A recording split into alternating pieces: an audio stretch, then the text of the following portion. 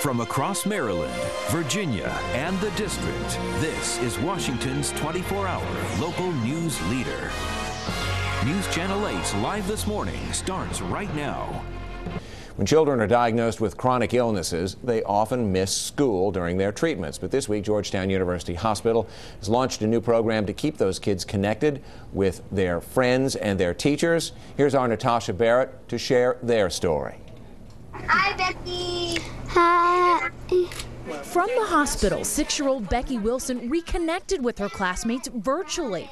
Becky was diagnosed with leukemia in July 2007. I think that the isolation has been the hardest part. Becky's cancer is now in remission, but her blood counts are low. She stayed home from school to avoid infection and missed 3 weeks. Any better than before? Yes. Yeah. Becky took notes on classwork. Mongolians were trying to attack China. And just caught up. We love you, Becky. Thanks. Love you too. We love you too. Doctors say children with leukemia can miss 1 to 3 years of school during treatment, and this program will help them immensely. You can't even imagine how much they miss their friends. If there are 2 things that affect a child when you talk to them about cancer, it's loss of hair and loss of friends. And at Jamestown Elementary School in Arlington, I think that it was good for the kids to see that she's not sick, she's really okay. We kept asking questions like, are you better, and stuff like that. for Becky, it brought the classroom to life. It was like I was there, at the classroom. Doctors say the impact on their patients is enormous, and they're really hoping that this program expands to other pediatric departments in the hospital very soon. From Northwest D.C., Natasha Barrett, News Channel 8.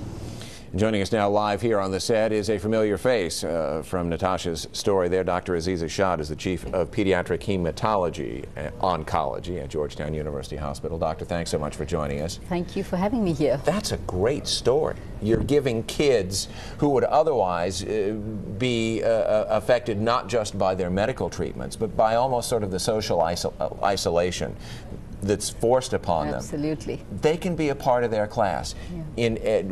These kids very often complain about, I have no control over my life. This is a way to make their life a little more normal and to sort of put them back in a situation that they're very familiar with and give them some control. Absolutely.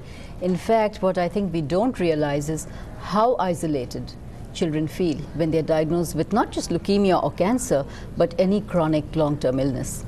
And they miss their friends, friends move on. You know, children can be very unforgiving at times, and memories are short. And if a 5 or 6-year-old doesn't show up for school for a year, those children move on. This way, they remain connected. One of the great success stories within the treatment of cancer particularly is in pediatric cancers, where you've got much better treatments, you've got terrific therapies, and frankly the success rates are very high in a lot of pediatric cancers. What you're doing, along with getting kids well, is you're keeping them where they ought to be. Again, making their lives as normal as possible. And I think that one reinforces the other, doesn't it? Absolutely. In fact, I think gone are the days when we thought it was only medical treatment that needed to cure a child with cancer. If you don't take care of their psychological, social, emotional, and physical needs, then you're not really curing the person.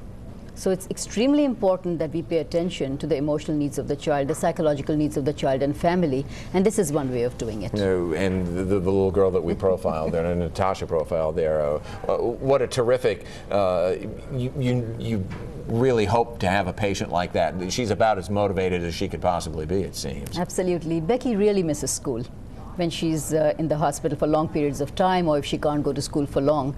She's such a social butterfly. When she's in clinic, it's like there's a ray of sunshine there. And, you know, for her it was almost natural. I mean, I couldn't believe it. She just sat there and chatted with her friends. And you have to think that her recovery is made a lot easier by the fact that she can keep up to as much up to speed with her classmates as possible. Absolutely. And they're learning at the same time. Absolutely. And I'm hoping that this is one example that will turn into many, many more examples, so that every hospital in the country will be able to have these webcams so that children can stay connected. Yeah, this is technology that's widely available. Absolutely. We should really take advantage of it. Dr. Aziza Shad, thank you so much for joining us. Thank you very much. Terrific story that you shared with us. We're going to step away for just a bit. At the top of the 11 o'clock hour, we're back with more news, and we invite you to join us.